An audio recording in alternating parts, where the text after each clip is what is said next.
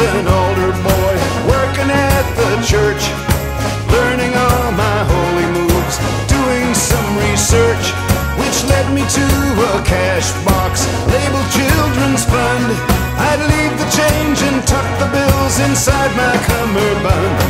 I've got a part-time job at my father's carpet store, laying tackless stripping and housewives by the score.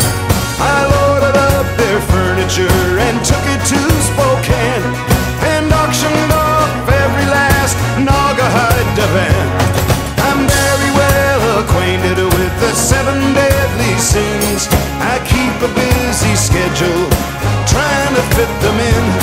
I'm proud to be a glutton and I don't have time for sloth. I'm greedy and I'm angry and I don't care who I cross.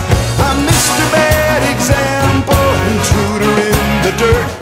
I like to have a good time and I don't care who gets hurt.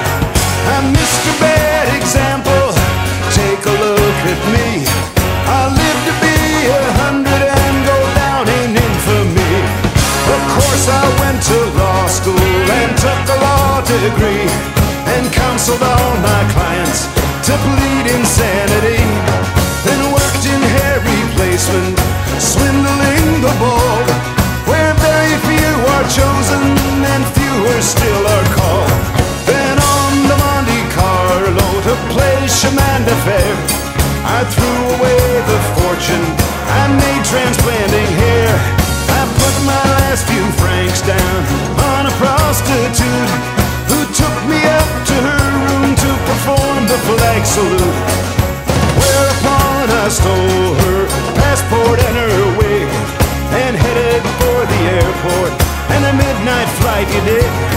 And 14 hours later I was down in Adelaide, looking through the wand ad, sipping Foster's in the shade. I opened up an agency somewhere down the line to hire aboriginals to work the opal mines, but I attached their wages and took a whopping cut and whisked away their workman's comp and pauperized a lot. I'm Mr. Bad Example, intruder in the dirt. I like to have a good time and I don't care who gets hurt. I'm Mr. Bad Example, take a look at me. I live to be 100 and go down in infamy. I bought a first-class ticket on Malaysian Air and landed in Sri Lanka, none the worse for wear.